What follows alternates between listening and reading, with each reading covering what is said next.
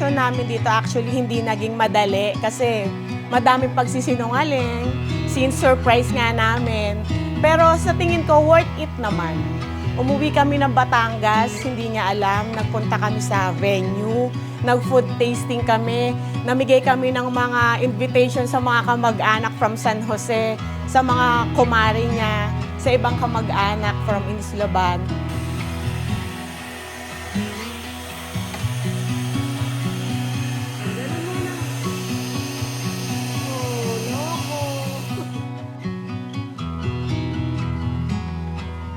Actually, yung dress ni nanay, ano yan, 1 week in the making lang yan.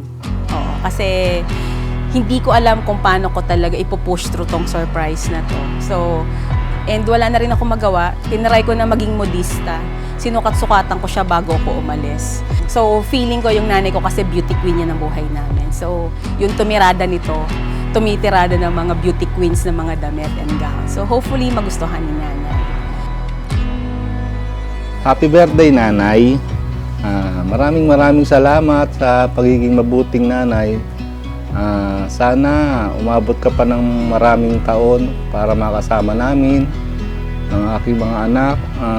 At sana bilang isang ina, huwag masyadong matigas ang ulo.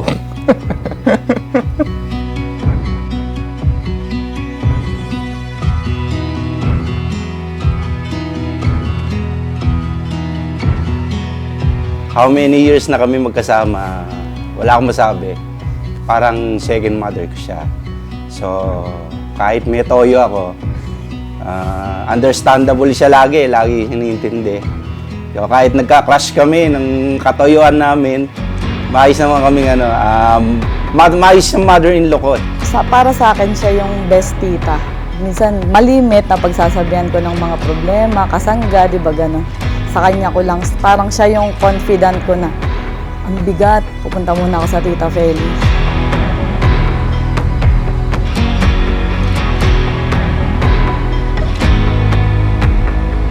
Sana, bukas-bukasan yung toyo mo, lakas eh. Yun lang. Maging masaya ka lang sa araw-araw. Yun lang. Sana umaba pa yung buhay mo. Tsaka matanda ka na, wag ka na mag-asawa. Ang wish ko lang sa'yo is maging malakas ka and wag laging may toyo.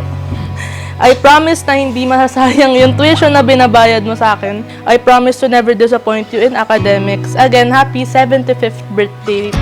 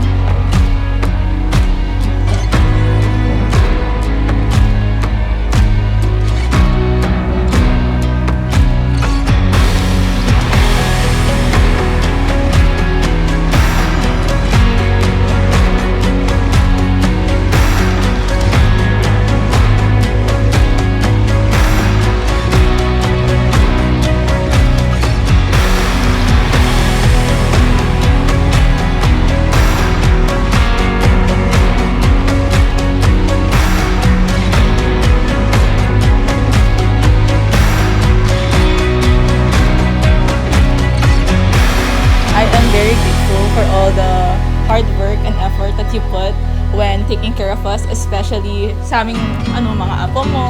Siyempre, without you, I wouldn't be here then.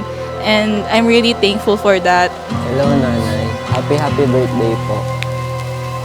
Live your life to the fullest and cherish every moment.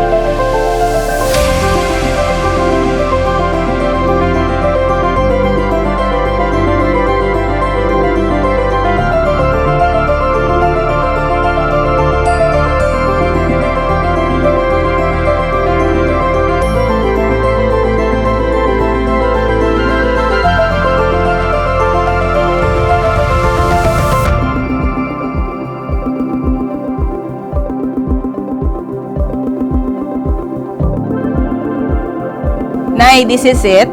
This is your special day. Sana hindi ka mainis kasi alam kong ayaw mo nito eh. Kasi sabi mo, perahin ko na lang. Pero gusto ko ibigay tong araw na to sa'yo. Sana i-enjoy mo. Tapos isipin mo na lang na ito lang yung tanging paraan para i-give back ko yung lahat-lahat ng kung ano yung ginawa mo para sa amin lahat.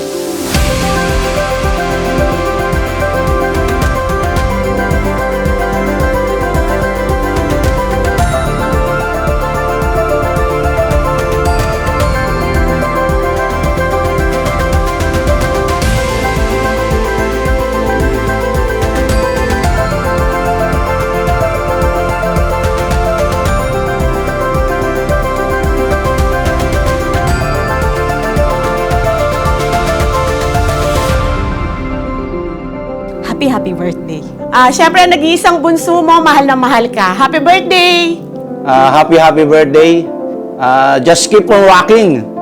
And happy birthday. Happy birthday, Nanay. I love you. Happy 75th birthday, Nanay! Mahal namin kayo!